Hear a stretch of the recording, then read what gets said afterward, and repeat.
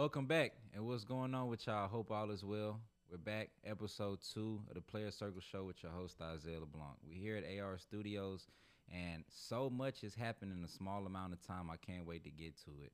Last episode, we spoke about the Houston Texans. They had one job.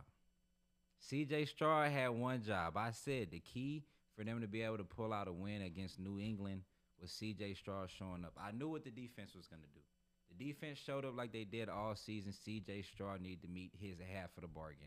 Now, did he? No, hell no. It was one of the most frustrating things I've seen in a long time. I went out to eat. I sat at the bar. I'm watching the TV, getting ready for the next episode. I'm writing my notes. I said, today is the day the Texans make history. They're gonna get out the AFC. They're gonna be able to, they beat New England. They're going straight to the championship. I don't see nobody else, giving them a run for their money.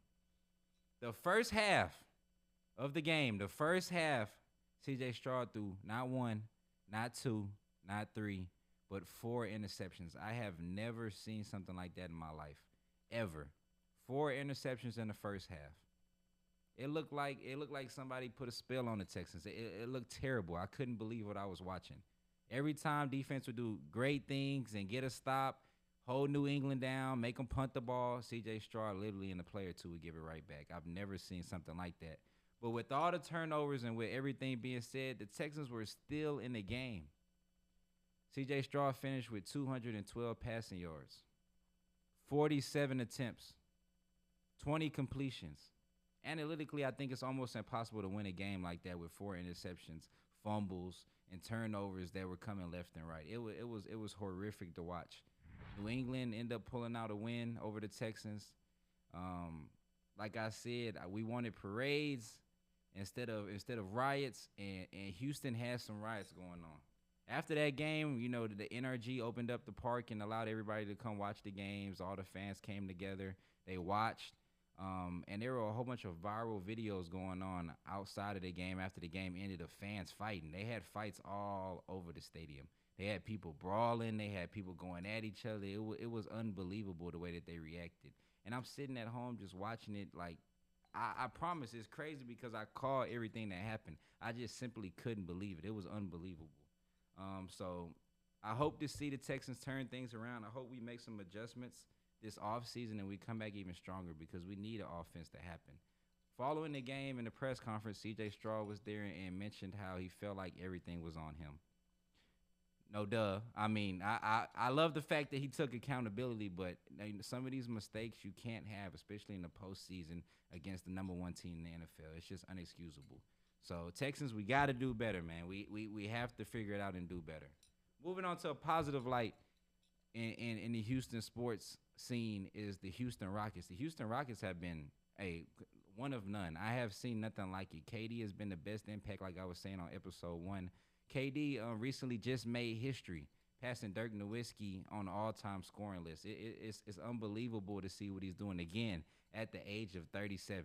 Being able to show up the way he does day in and day out, the consistency that he has, the health that he has. He's not injury prone. He's not somebody that's going to sit out 5, 6, 7, 8 games and you don't know why you're paying him the money you are. You're getting your money's worth with KD. He's bringing the best out of some of these young guys on the team, whether it's Reed Shepard, Alperen Şengün, Amen Thompson. He's really showing his leadership, and he's showing a side of him that I don't believe he was able to show when he was in Phoenix. And you can see that. He looks like, night and day. He's happy. He's talking mess with the fans. He's enjoying himself. And you can see him kind of getting back to that University of Texas KD. And it's very, very scary. The Rockets matched up with San Antonio twice within the last 7 days. The first game was at the Toyota Center. They were able to pull out a great win, a strong win. Alperen Şengün flirted with a triple-double. I think he was 1 or 2 assists off of a triple-double, but Alperen Şengün is looking like a baby Jokic. I don't care what nobody says. I'm willing to put my money on it. He's looking like a baby Nikola being able to – he's almost really averaging a triple-double. I've never seen a big man be able to do something like that. So he's really showing how dynamic he is, how he's a two-way player, how he affects the game. And I think he's growing into this leadership role, being able to be under guys like KD, being able to be around guys like Amen Thompson that give him that type of swag that he needs to be able to dominate the game the way he does. So they're looking amazing. They met the San Antonio Spurs again recently 2 days ago, and it was the complete opposite. It went opposite completely. The Spurs were able to pull out an amazing win here in Houston again. Alfred Sengun did his thing, KD did his thing, but we had extraterrestrial encounter here in Houston. Houston, we had a serious problem. Victor Wembanyama exploded for a double double. 16 rebounds, 28 points. It was unbelievable to kind of see the way he's moving and doing things at 7'3", 7'4". He moves like a 6'2" guard. He operates like Shaq in the post where nobody can guard him and can back you down and throw it over anybody. He's somebody that if he can stay healthy and they can put the right people around him, like Devin Vassell and Castle and Fox and these people that they have around him, Sochan, Victor Wembanyama is going to take these guys very far. And they've been really giving Oklahoma City a run for their money. And the fact that the Houstons can be around and the Rockets can beat them and the Rockets can flirt and be close in the game, I think the Rockets have a real future in this league. I think they can pull out a championship here for us in Houston because the damn show wasn't the Texans. So I'm putting all my hope into the Rockets. I believe the Rockets will be able to achieve and do great things, and I'm excited to see what comes.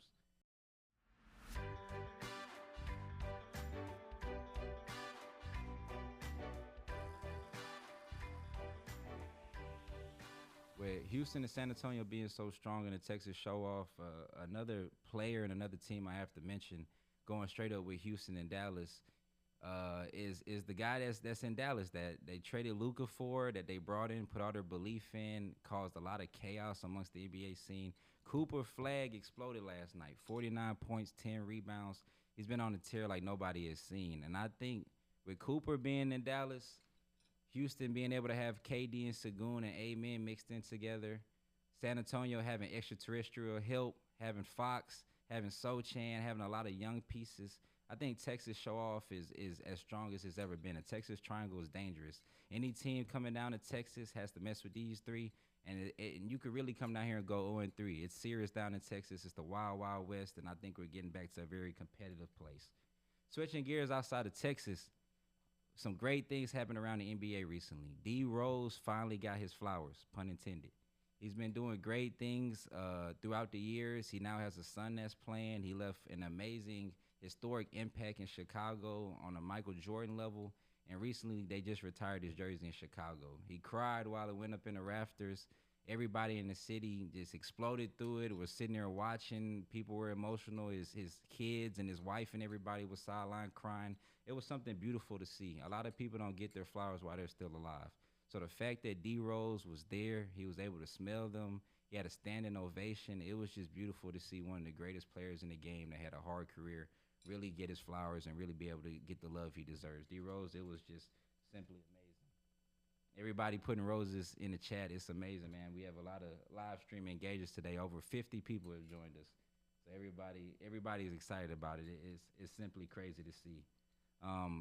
With us talking about the Rockets, with us talking about the Dallas Mavs, with us talking about the Spurs, I want to ask the chat. I got a lot of people that's engaging right now. Where do we rank these three teams? Who's first? Who's second? Who's third?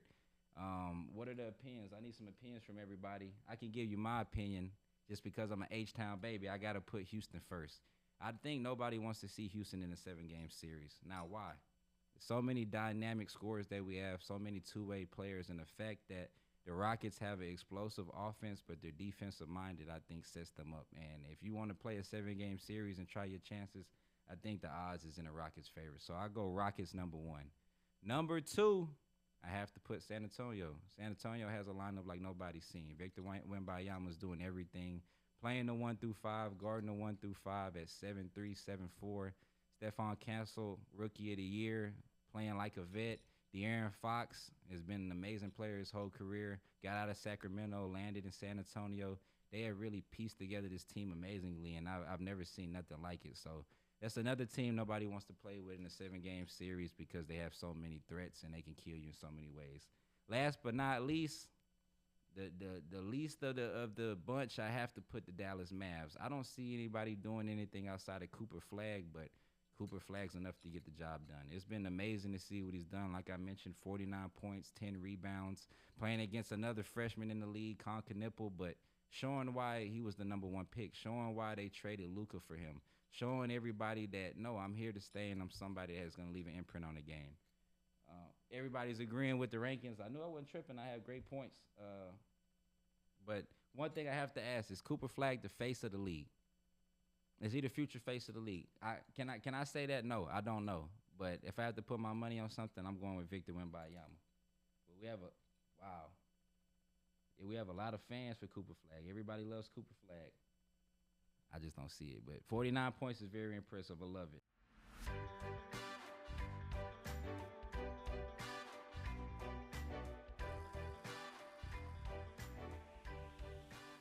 Milwaukee Bucks are talking about trading Giannis Antetokounmpo. Do I think it's gonna happen? Hell no. It's no way on God's green earth they gonna let Giannis go. Now, if they do, I give it to them. We have some stupid franchises in sports history. Do I take Milwaukee Bucks as being a stupid franchise? No. They won an NBA championship with Giannis. He's a two-time MVP. So do you trade a two-time MVP? Do you trade Shai Gilgeous-Alexander off for OKC? No. Do you get rid of Giannis? No. Now, granted, you have to sign his brother. You have to give his family season ticket. But that comes with a superstar. Blockbuster superstar, you don't trade them. You don't get rid of KD off the Rockets. Giannis is demanding a trade right now. Do the Bucks just let him go? No, I don't believe so. I'm fighting tooth and nail for Giannis. I'm keeping him on that team. You have to keep Giannis around. There's somebody you built your whole franchise around. I don't think you let him go somewhere where another team can get stronger and take over the league. It's impossible. I don't think it happens. One thing that has been a big thing going on in sports recently, outside of the Giannis trade and that taking over the media, is what's going on with the gambling. Gambling has been such a big thing around sports, whether it's at the college level, whether it's at the pro level now. I done made some money off of the prize picks, but it's still tough to see all these kids that are getting denied NCAA eligibility for the scandals that they're running. They recently just had Antonio Blakeney get in trouble overseas in the CBA for fixing games. I think it's getting a little out of hand because everybody is accessible to being able to gamble or do things. Even the players that are playing in these games that you can gamble on are kind of getting their hands a little dirty with some of the people behind the scenes, and they're starting to figure it out. So it's getting very hard to be able to control it, but I think they have to find a way to be able to get it under wraps, or it's something that can get out of hand really fast. So that it's just been tough, man. It's something that it's very hard to talk about. It's very hard. It's a sensitive topic for a lot of people, but the people that are winning want it. The people that are losing, getting messed over, hate it. So it's a love-hate relationship, but it's something that's been very profitable for everybody.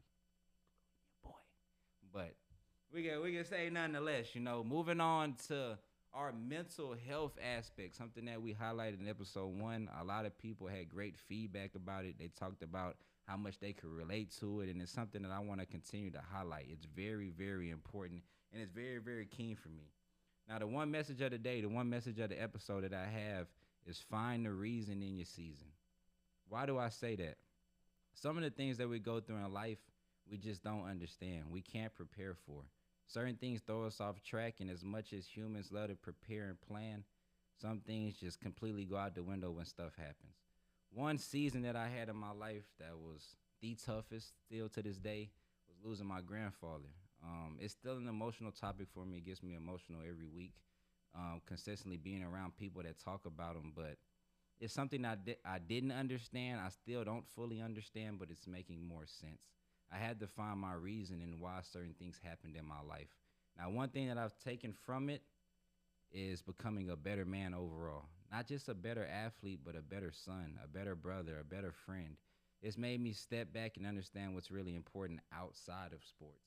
While I'm still a professional athlete, while I'm still training every day, it's something that's made me a better person, a stronger person, and more diligent about what I'm doing in my day-to-day life. Now that I'm getting back into the seriousness of playing, now that I'm getting job offers, now that I'm getting ready to leave and play at a high level, I'm more at peace with myself, finding out who I am, being confident in who I am, and I'm watching that lead into the court. I'm watching that as I'm helping kids, as I'm working with kids and athletes, as I'm training myself. I'm starting to find new motivation, things that are getting me out of the bed each and every day. Things that are connecting, things that are showing me more things about myself than I ever knew. And it's something I want to be transparent about because I think it's not talked about enough. It's just being vulnerable as a man, being vulnerable as an athlete. A lot of people try to hide things. A lot of people try to do different vices or cover things up or run to different addictions that they have. And I've done all of the above. I have to be transparent. I have to be very clear with everybody. I've done all the above, and nothing fixes the true hurt and the true trauma that you have deep down inside. The best thing I ever did in my life was face it head on, to be very open about it, to talk about it, to see my way through it and understand you have to go through ugly phases to appreciate the beautiful ones. So I have to be where my feet are, and I have to find a reason for the season.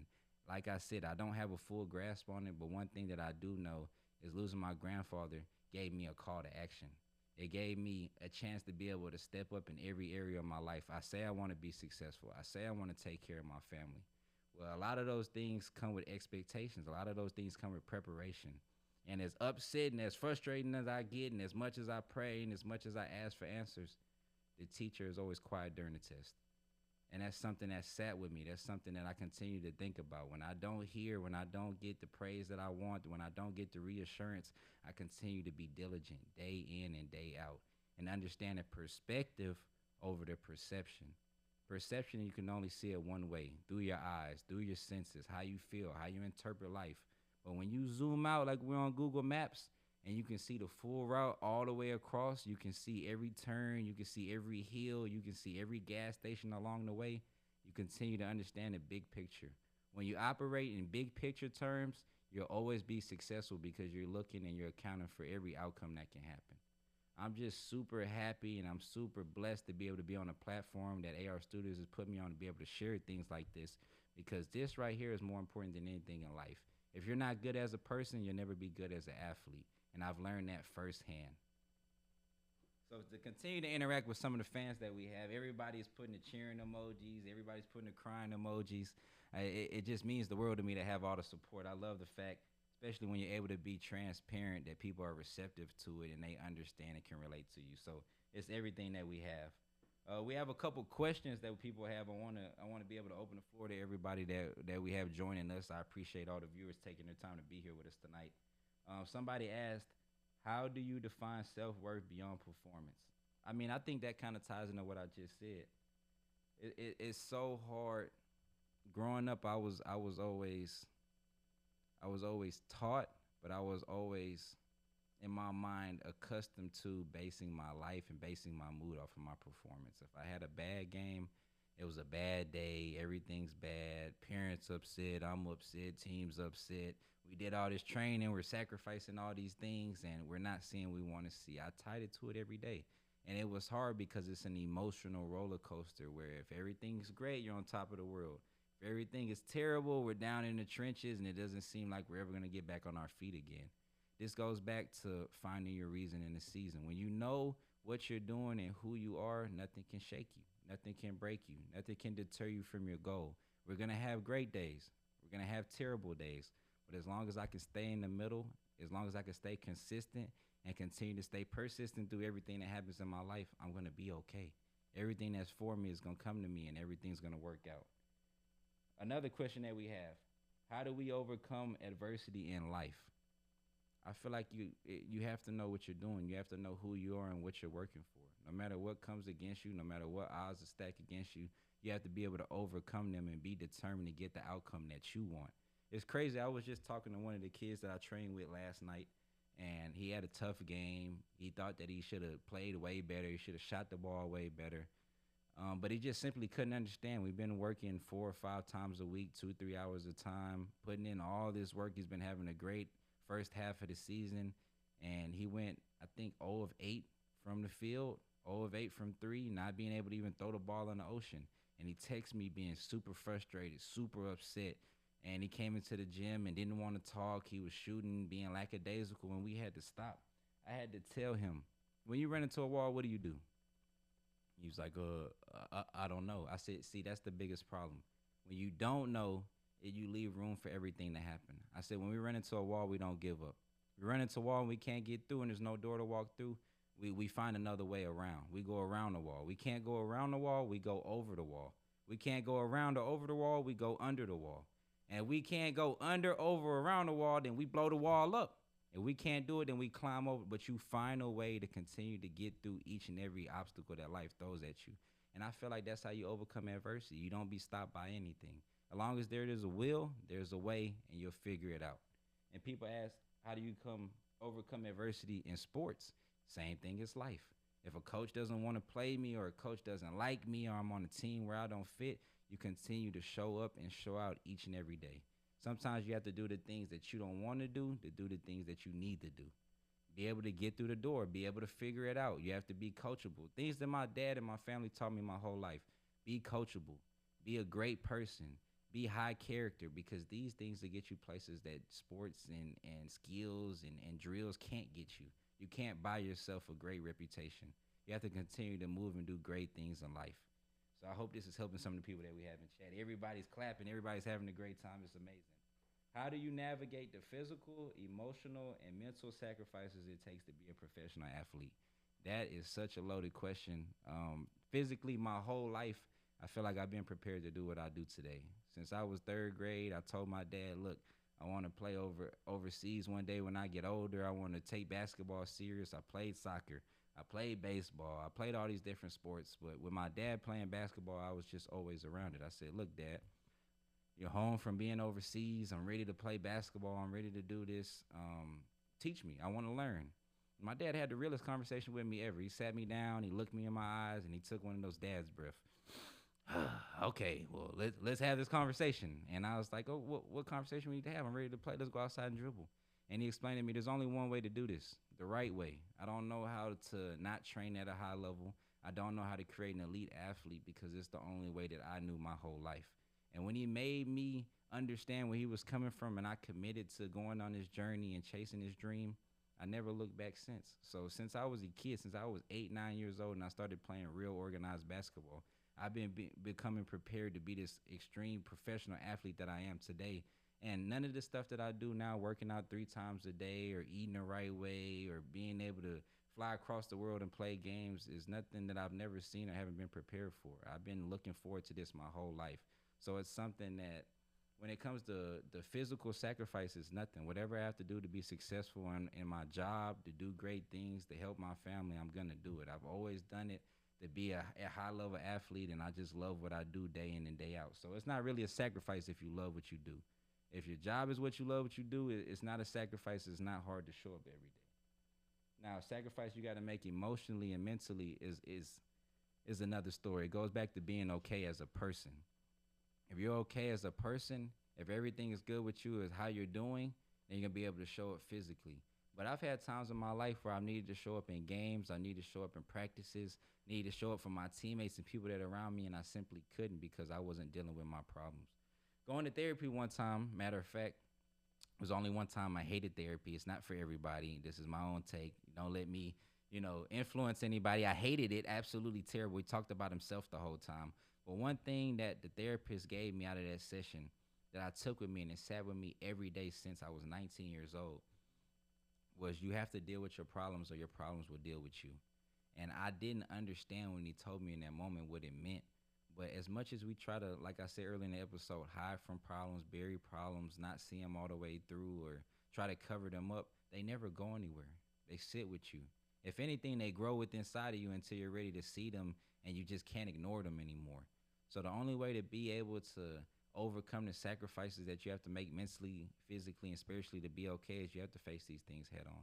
There's no need to run from them. There's no need to be scared of them, because when you do take them on and you look them eye to eye, you realize you have everything you need to overcome them. So I encourage anybody that's going through adversities in any way, overcome them.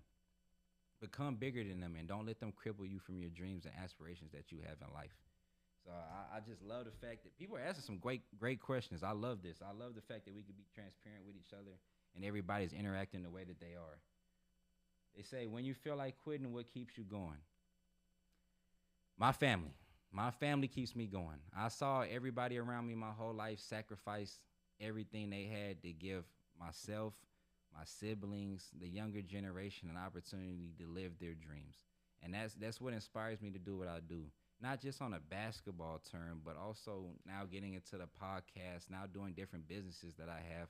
I operate in the mindset of a growth mindset, to be able to help people, to be able to pour into other people. When I coach and mentor kids on a day-to-day, I tell them all the time, by the time you're my age, I want you to be 10, 20, 30 times better than me. That's the whole point of living life and having experiences, and not to die with them, but to give them to other people, to share wisdom, to be able to make somebody else's life better. Show people we have great people out here in this world that still love and care about them. And it's one of the most important things that I feel like this generation is lost on a day to day, is to be able to get outside of your shoes, step in somebody else's shoes, and walk around. You don't know what people deal with. You don't know what people hide. You don't know what people's traumas are. But it costs you nothing to be nice and be considerate of the people that are around you. And that's the thing that I encourage the people. And instead of just talking about it or complaining how nobody does it, I live it myself. As much as I want things to change, I feel like I have to be the change I want to see and I need in life. And it's been doing great things for me. I love it. I love being able to impact people in a positive way. And I love the love that I get reciprocated from how everybody feels. You know, I feel like I'm very admired and adored in my life, and I love it. Last but not least, last question. I have to do 5 quick. We have too many questions. What's the most important lesson about relationships you have learned from being part of a team? I think being a part of the team from a young age was the best thing that ever happened to me. I have to say that because now as I'm getting older and getting a girlfriend and getting, into different aspects of my life, I'm learning being in a team from a young age taught me a lot about myself. It taught me how to work with others. It taught me how to consider others' feelings and opinions, how to respect other people, and how to work together in a team setting. You'll be surprised as we get older and you get into your careers and you get into different pathways in life. A lot of people don't know how to operate in a team. A lot of people don't know how to play their role. A lot of people don't know what it takes to have a successful unit around them. And especially nowadays, everybody's pushing to be selfish. Everybody's pushing that you have to take care of yourself and you have to worry about yourself and be greedy and me. Everybody else fend for themselves. You don't understand you have everything you need for yourself and to help other people. And that's the thing that I hope people continue to grasp and understand. I hope that's something that the viewers take from today's episode. Man, be the change that you want. Show people that there's good people out here because, it costs you nothing to be that person that you want to see and be in life. Show up for other people, man. Show up for yourself, but show up for other people. It's so important. And being in teams taught me that. Show up for yourself, show up for other people, be selfless, and give your all to the team setting. If you win, everybody wins. So that's the important thing. Everybody eats, B. I know y'all know the movie. Everybody eats, B. So with that being said, I hope we've had an amazing day. I hope everybody has taken something from the live stream. I appreciate everybody tuning in with me. Episode 2 has been nothing short of amazing. I can't wait to come back. I love what I do. I love the fact that we had this family unit together. I would love to shout out AR Studios, everybody that's around that supports. Thank you for giving me a great platform. Thank you for my family that's here. Thank you for everybody that continues to encourage me and all the great feedback that we have from episode 1, and I know that we're going to have for episode 2. I love you guys. Shout out, we in the best city ever, H-Town. I'll see y'all back for episode 3. It's your boy, Zay LeBlanc.